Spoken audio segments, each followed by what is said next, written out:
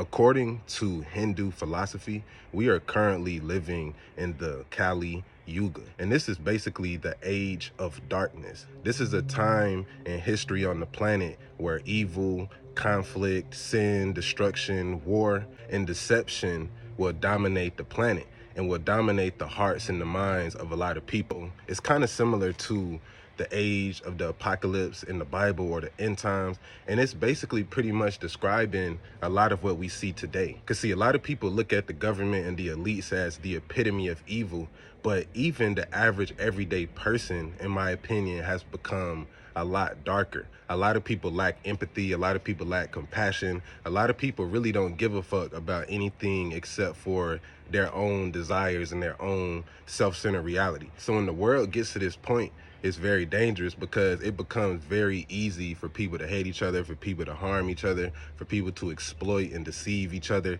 and not even have a conscience about it. But it's not even necessarily the person, it's just the age that we're in, because you got to understand the spirit world doesn't really see good and evil.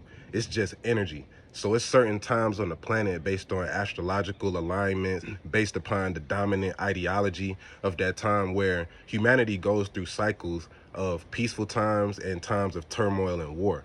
Things will never just be 100% peaceful and good.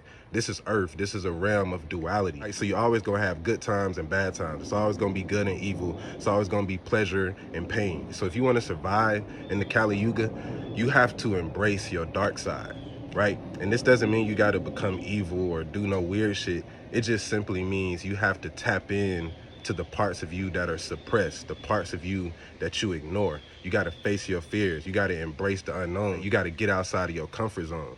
This is how you grow. See, your dark side is simply the part of yourself that you haven't uncovered yet, that you haven't tapped into and shed light on. See, we all have greatness and power and infinite potential within us, but it's in the darkness. We can't see it unless we actually go into it and search for it. So yeah, man, don't be scared to embrace your dark side. Don't be scared to learn new things. Don't be scared to research information that people in your past told you was bad or evil or wrong. See, the Kali Yuga leads to the age of enlightenment, right? So through darkness, you find the light and you find enlightenment, but you got to go through the darkness to get there, right? So yeah, man, you already know who it is. It's Chosen Merkabah 13, man. As always, peace.